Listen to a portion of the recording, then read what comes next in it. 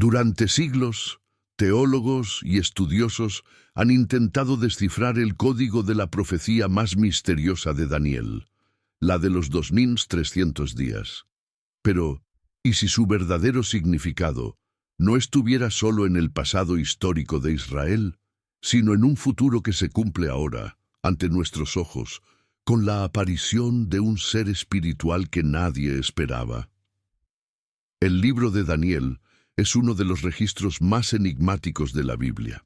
Entre visiones de bestias híbridas, reinos que ascienden y ángeles mensajeros, hay una profecía que permanece como un reloj oculto, la cuenta de 2300 tardes y mañanas. Pero no se trata solo de fechas. Este número señala algo mucho más profundo, una transición cósmica, una intervención espiritual directa en los asuntos de la tierra. Daniel 8:14 declara: hasta 2300 tardes y mañanas, y el santuario será purificado. Muchos intérpretes, a lo largo de la historia, vieron en esto una alusión al Templo de Jerusalén o a eventos del Antiguo Testamento. Pero al cruzar esta profecía con las revelaciones posteriores en el Apocalipsis y las epístolas, una nueva figura comienza a surgir, una figura que no se nombra directamente, sino por su naturaleza. Esa figura es el Hijo del Viento. Pocos han percibido que esta expresión, aparentemente poética, representa una realidad espiritual concreta. El Hijo del Viento no pertenece al linaje de los sacerdotes ni a la descendencia de los reyes. No emerge del desierto ni de las ciudades sagradas. Viene de lo invisible, de donde el viento sopla. Su aparición marca el fin de una era y el inicio de una separación definitiva entre quienes caminan con Dios y quienes se han rebelado contra Él. Para comprender quién es este ser, primero debemos entender qué son realmente los 2300 días, porque este número no fue dado al azar. Marca la conclusión de un proceso que comienza con profanación y termina con purificación, con corrupción y juicio, y cuando este ciclo se completa, el Hijo del Viento entra en escena. Lo más inquietante, este tiempo profético no está abierto, ya está en marcha, y muchos signos indican que estamos muy cerca del final de esta cuenta. Esto lo cambia todo, no solo en la escatología, sino en cómo interpretamos el papel de las figuras espirituales en los días finales. Este video te llevará por un viaje intenso, desde la Babilonia de Nabucodonosor hasta el cielo del libro de Hebreos, del templo físico al templo celestial, de la figura del cuerno pequeño al surgimiento del Hijo del Viento.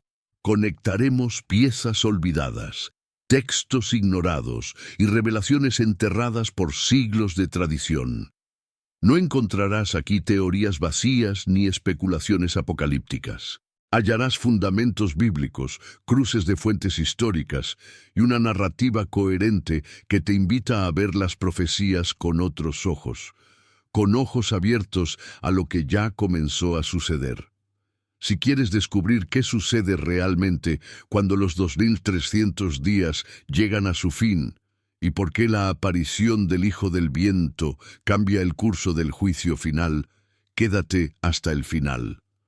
Lo que revelaremos aquí puede transformar todo lo que creías saber sobre los tiempos proféticos. Imagina recibir una visión tan intensa, tan cargada de peso profético, que tu cuerpo colapsa. Daniel, uno de los mayores profetas bíblicos, vio algo que lo enfermó por días. Lo que vio no era solo simbólico, era el reloj de Dios activándose. La visión registrada en el capítulo 8 de Daniel no es una profecía común.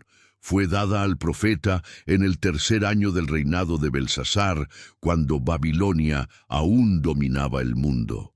Daniel, ya maduro y experimentado en sueños y visiones, no estaba preparado para lo que vendría. Ve un carnero con 2 cuernos, avanzando hacia el oeste, el norte y el sur, una clara referencia al imperio medo-persa. Luego aparece un macho cabrío con un cuerno notable entre los ojos, viniendo del occidente con velocidad sobrenatural. Este representa a Alejandro Magno y su imperio griego. Pero tras la ruptura de este gran cuerno, surgen 4 en su lugar, y de uno de ellos brota el más enigmático, un cuerno pequeño. Este cuerno pequeño no solo desafía a reyes y naciones, se alza contra el propio cielo, crece hasta alcanzar el ejército celestial, derriba estrellas, profana el santuario y elimina el sacrificio continuo.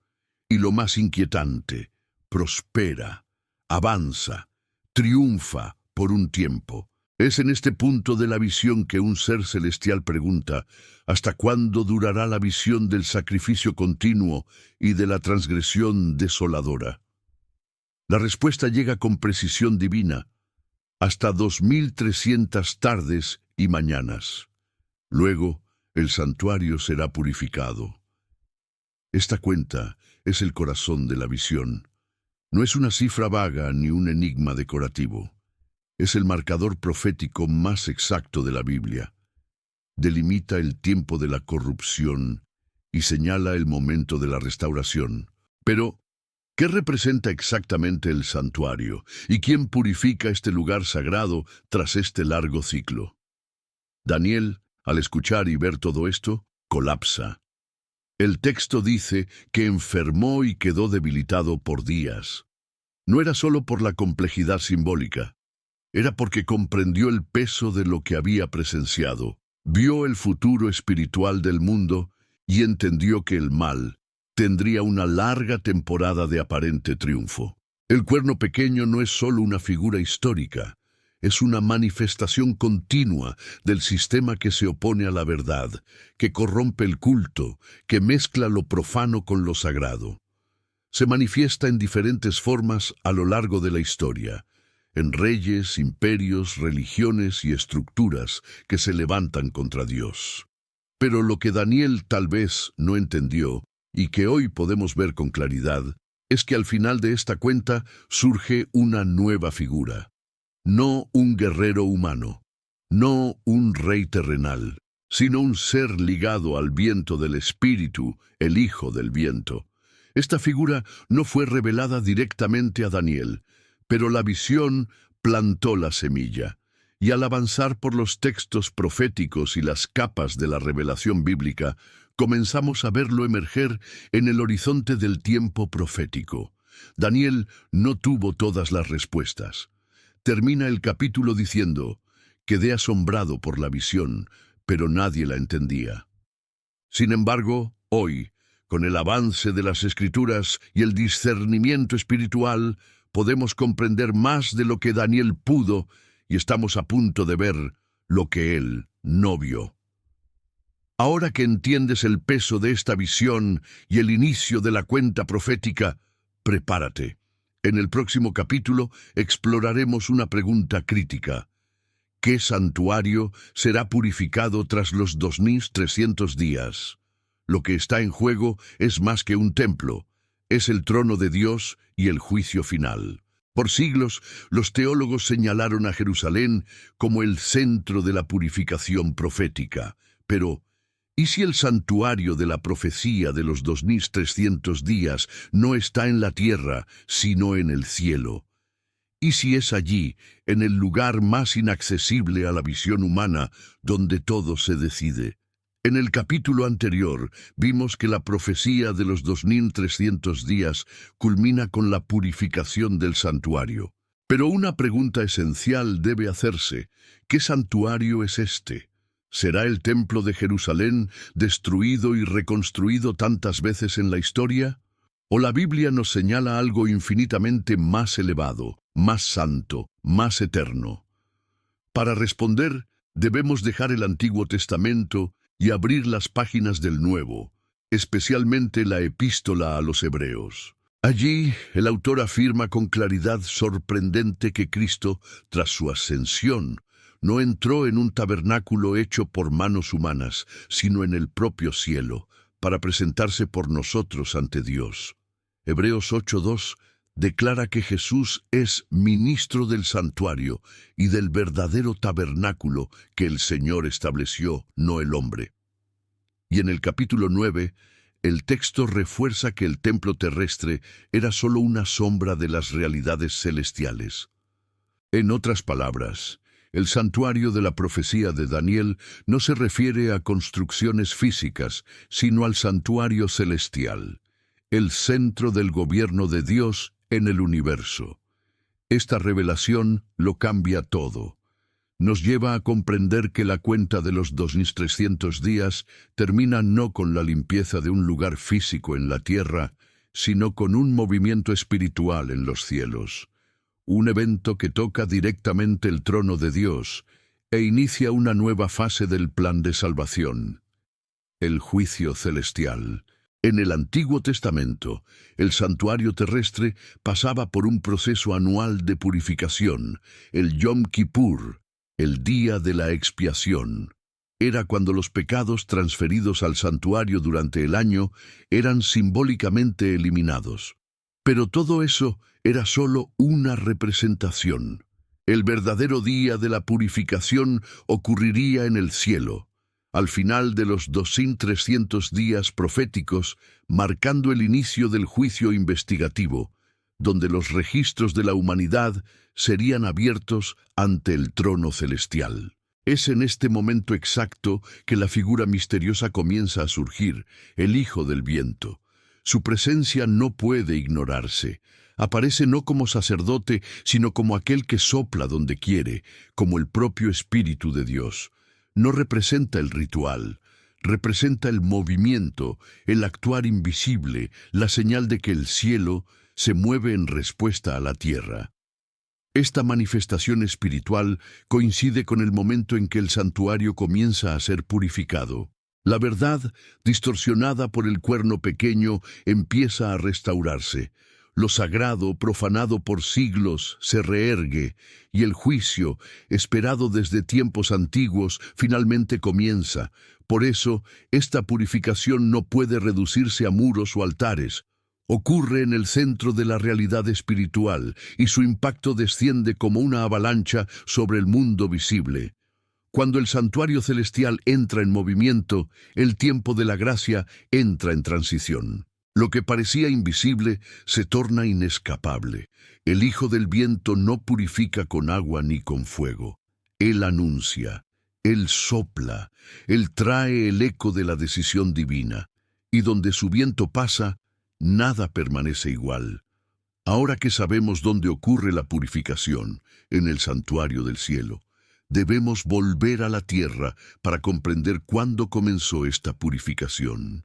¿Cuál es el punto de partida de esta cuenta sagrada? ¿Y qué sucede en el momento exacto en que termina? En los próximos minutos exploraremos el tiempo profético y descubriremos cómo el reloj de Dios se activó con precisión matemática.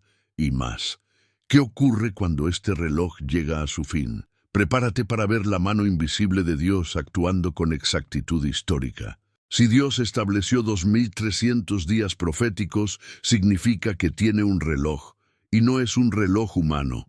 Es un cronómetro celestial que marca eventos espirituales con precisión milimétrica. Pero lo más impactante no es que este reloj se activó, es que está a punto de llegar a su fin. La profecía de los 2300 días no puede entenderse fuera del contexto del tiempo profético. Un lenguaje que Dios usó repetidamente para eventos de dimensión espiritual y escatológica. En Números 14:34 y Ezequiel 4:6 encontramos la clave, un día por un año. Este código transforma los 2300 días en 2300 años. Pero, ¿dónde comienza esta cuenta? La respuesta está en el libro de Daniel, específicamente en el capítulo 9, donde se revela el decreto que inicia las 70 semanas.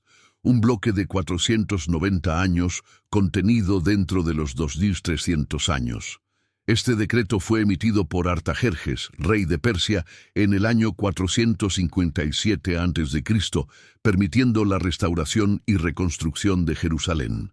Desde ese punto, el reloj profético comenzó a contar, no solo para la llegada del Mesías, como se describe en las 70 semanas, sino también para el cierre de los 2300 años.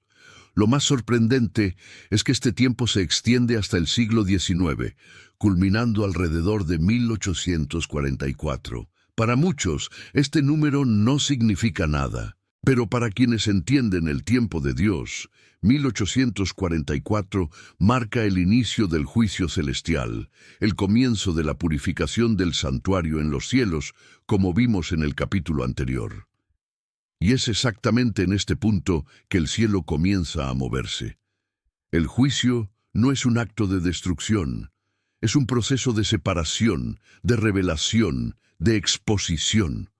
Los libros se abren, los registros se analizan y la justicia divina opera silenciosamente en las dimensiones celestiales. Pero el tiempo sigue y la cuenta no se detiene. A medida que los siglos avanzan, el reloj de Dios permanece firme, y cada generación que pasa está más cerca del final de esta cuenta, el momento en que el juicio pasa de investigativo a ejecutivo. Aquí, una nueva figura entra en la escena profética, el Hijo del Viento. No aparece al inicio de la cuenta, ni en su mitad. Surge cuando el tiempo profético alcanza su límite. Es un signo del fin del juicio investigativo. Su aparición no es un evento literal a los ojos humanos. Es espiritual, pero no simbólico. Es real. Representa el movimiento del Espíritu Santo en el clímax de la historia, cuando los vientos comienzan a soplar desde los cuatro extremos de la tierra y las decisiones eternas se sellan. Y lo más sorprendente, los signos de este tiempo final ya se manifiestan. Confusión espiritual, profanación de lo sagrado, inversión de valores. Todo apunta al agotamiento del tiempo de la gracia. Y en medio de este caos, el Hijo del Viento se alza como un heraldo, no del juicio que comienza, sino del juicio que termina. Él sopla para reunir. Él actúa para separar. Él se manifiesta cuando el reloj llega a cero. Y cuando eso ocurre, lo que era oculto se hace visible. Lo que era simbólico toma forma. El tiempo profético se convierte en tiempo real. Ahora que entendemos cómo el tiempo profético se alinea perfectamente con la historia, debemos mirar más de cerca a quien aparece al final. ¿Quién es el Hijo del Viento? ¿De dónde viene? ¿Cuál es su misión?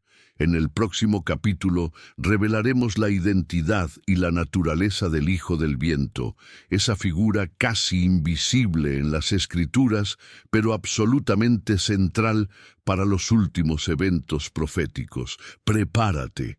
Lo que descubrirás puede cambiar tu forma de ver el fin de los tiempos. No pertenece al linaje de Leví, ni desciende de David.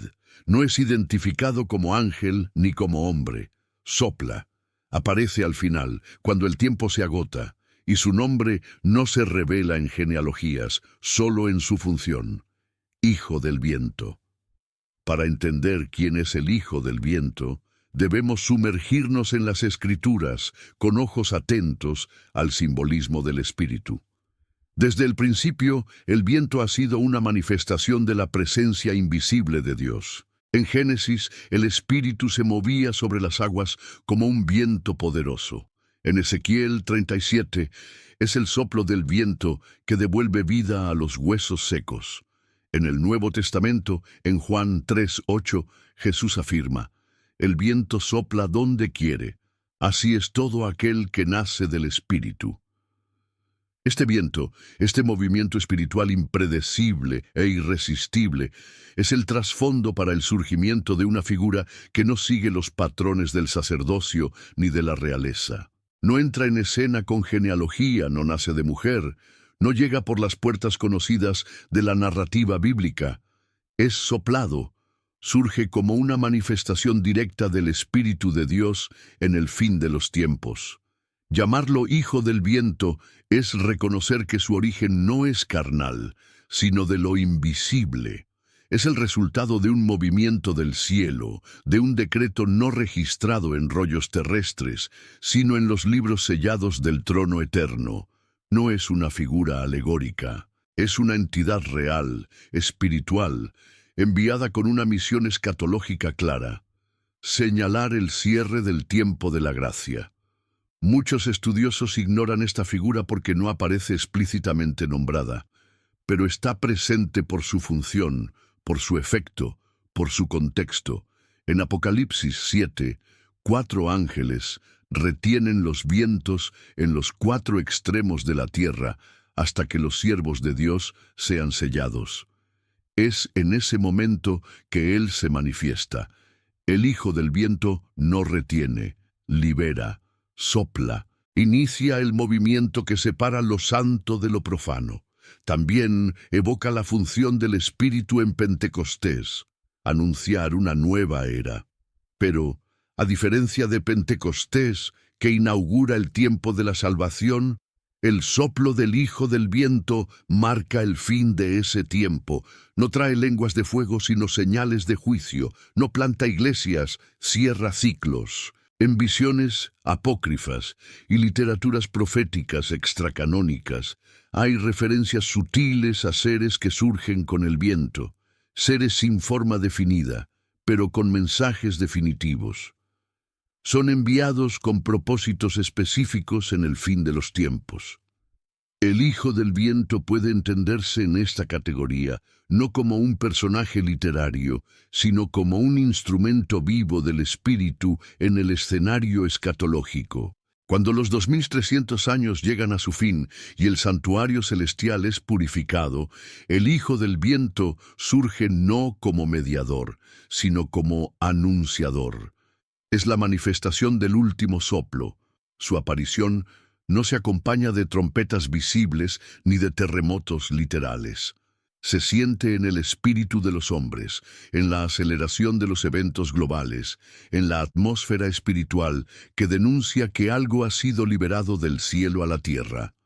Por eso no aparece antes, porque es un signo del fin. Viene a declarar que el juicio comenzó a salir de lo invisible, no suplica arrepentimiento, marca que el tiempo de elegir está terminando. Si el Hijo del Viento representa este último soplo del cielo, ¿contra quién sopla? La profecía de Daniel apunta a una entidad que distorsionó la verdad por siglos, el cuerno pequeño. Y es con él que el Hijo del Viento tendrá un encuentro directo. En el próximo capítulo, presencia el enfrentamiento entre dos fuerzas opuestas. El cuerno pequeño, símbolo de corrupción y usurpación espiritual, y el Hijo del Viento, enviado invisible del trono de Dios. Esta colisión redefine el destino del mundo. El cuerno pequeño parecía invencible. No surgió con espadas ni ejércitos, sino con astucia, manipulación y blasfemia. Profanó lo sagrado, desafió al Altísimo y reescribió el tiempo y la adoración. Durante siglos nadie lo detuvo, pero el cielo tiene su propio plan, y ese plan ahora se revela. Daniel vio un poder que surgiría tras los grandes imperios de la antigüedad. No venía como Alejandro o César, venía con ojos de hombre y una boca que hablaba arrogancia. Este cuerno pequeño, según Daniel 8, se engrandecería hasta contra el príncipe del ejército, eliminaría el sacrificio diario y arrojaría la verdad por tierra, y lo haría no con fuerza bruta, sino con engaño religioso, usurpando la adoración y oscureciendo el santuario celestial. En la historia, esta figura encontró reflejos claros. Primero, en Antíoco Epífanes, que profanó el templo de Jerusalén al sacrificar un cerdo en su altar y erigir una estatua de Zeus en su interior. Luego, en el Imperio Romano pagano, que crucificó al Hijo de Dios. Y más tarde, en un sistema religioso que se sentaría en el trono de Dios, presentándose como su representante en la tierra, persiguiendo a los santos, cambiando los tiempos y la ley, exactamente como Daniel 7 había predicho. Este dominio no era solo político, sino espiritual.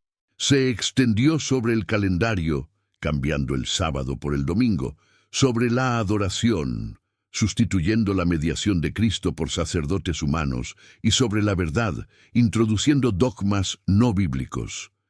Durante siglos, este poder prosperó, aparentemente sin resistencia.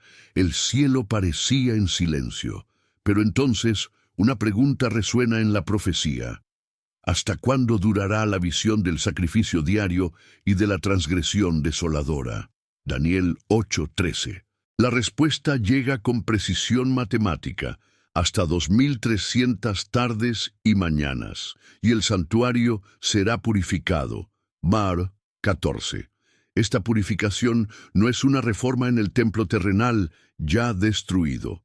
Se trata del templo celestial donde Cristo ministra como sumo sacerdote. El tiempo de la restauración estaba marcado y nada podría detenerlo. Aquí entra en escena el Hijo del Viento, hasta entonces en silencio. No surge con alboroto, sino con autoridad celestial. No es una figura simbólica cualquiera, es un agente del cielo, designado para confrontar la blasfemia, restaurar la verdad y purificar lo profanado. Representa el soplo divino que expulsa las tinieblas con la revelación. Su papel es restaurar la visión del santuario, de la intercesión y del juicio. El escenario cambia. Daniel 7 muestra tronos siendo establecidos, el anciano de día sentándose y libros siendo abiertos. Es el inicio del juicio celestial. El tiempo de dominio del cuerno pequeño encuentra su límite. La verdad, antes arrojada por tierra, comienza a levantarse. El juicio no llega para condenar, sino para revelar quién pertenece a la verdad y quién a la falsificación. El cuerno pequeño ya no es el centro de la escena, ahora enfrenta al cielo y el cielo responde con fuego, luz y gloria. El Hijo del Viento no negocia ni persuade, anuncia. Su presencia es la señal de que el tiempo de la gracia está cerrándose y de que el juicio celestial está en marcha. Lo que parecía eterno comienza a desmoronarse. La verdad, suprimida por siglos, resurge. Y el Hijo del Viento, con su soplo, marca el principio del fin. Estamos acercándonos al desenlace. El enfrentamiento entre el cuerno pequeño y el Hijo del Viento no es solo un choque de fuerzas, es el preludio del juicio final. Pero, ¿qué sucede cuando este juicio comienza? ¿Y cuál es el papel final del Hijo del Viento? En el próximo capítulo verás cómo el surgimiento del Hijo del Viento cambia la trayectoria de la humanidad y marca el inicio del verdadero fin. Prepárate. Lo que viene redefine el destino eterno. No es el fin del mundo. Es el fin de una era. Cuando los 2300 días se cumplen, el juicio comienza, y una nueva presencia se siente entre justos e impíos. Lo que antes era susurrado en las sombras de la profecía, ahora se alza ante el trono con poder y viento en sus pies. El calendario profético llega a su última página. El tiempo no será más prolongado. Cuando la visión de los 2300 días alcanza su clímax, Daniel ve no solo la restauración de un templo, sino el inicio de un juicio, silencioso, investigativo e inevitable. Este concepto, profundamente arraigado en la teología bíblica, no trata de castigos inmediatos ni de juicios visibles. Habla de libros siendo abiertos, de registros examinados, de decisiones celestiales tomadas mientras la tierra aún gira en aparente normalidad. Es el llamado juicio investigativo, revelado sutilmente en Daniel y más explícitamente en el Apocalipsis. Antes del juicio ejecutivo está el juicio del mirar de Dios. Él observa, pesa y distingue. Tronos se establecen en lo invisible. Un tribunal divino se forma con un orden que escapa a la comprensión humana.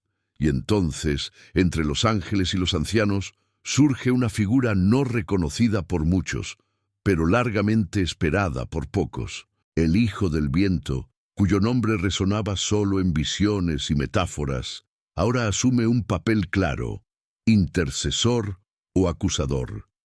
Su soplo recorre los corredores de la conciencia humana, discerniendo el sello y la marca. Quienes llevan el sello, la inscripción espiritual de los fieles, son llamados a permanecer firmes, pero quienes ostentan la marca una identidad alejada de la verdad, sienten un peso que no viene de la culpa, sino del juicio inminente. En este escenario final, el Hijo del Viento no es solo un testigo, sino un participante directo en la separación de los destinos. Sopla sobre los registros y revela lo que estaba oculto. Su intercesión no es genérica, es precisa, directa, llena de autoridad. No intercede por todos, sino por quienes resistieron al engaño hasta el fin. Y para los demás, su presencia es la denuncia viva de que el tiempo se agotó. Esta separación remite al momento más solemne del Apocalipsis, donde Juan ve libros siendo abiertos, el libro de la vida, el de los hechos, el de los decretos eternos. La corte celestial se establece no en un juicio teatral, sino en una decisión silenciosa y absoluta. Cada nombre es llamado, cada alma es considerada. No hay más espacio para excusas ni prórrogas. La cortina de la historia se cierra sin ruido, pero con consecuencias eternas. El Hijo del Viento circula entre los tronos. No es solo un mensajero. Es el viento que divide las aguas, que sopla sobre huesos secos, que susurra a los oídos de los remanentes. Sella a los elegidos. Denuncia a los caídos. Es la última presencia antes del silencio final. Un eco del Espíritu, pero con la misión de definir, no de convencer. En este punto entendemos que los 2300 días no son solo una medida de tiempo, son un reloj profético que marca el inicio de la última fase del plan divino. Todo converge en este punto: el tiempo, el templo, la verdad, los tronos, los sellos, y en el centro de todo, aquel que nadie esperaba, el Hijo del Viento. El mundo aún parece el mismo. Las ciudades siguen encendidas, los mercados aún funcionan, pero en el cielo el martillo ya cayó, y la decisión fue sellada con viento, no con fuego. Ahora sabes, los 2300 días no apuntan solo a la purificación de un templo, sino al surgimiento de una figura olvidada, pero vital. El Hijo del Viento ha llegado, y con él, la última estación de la historia.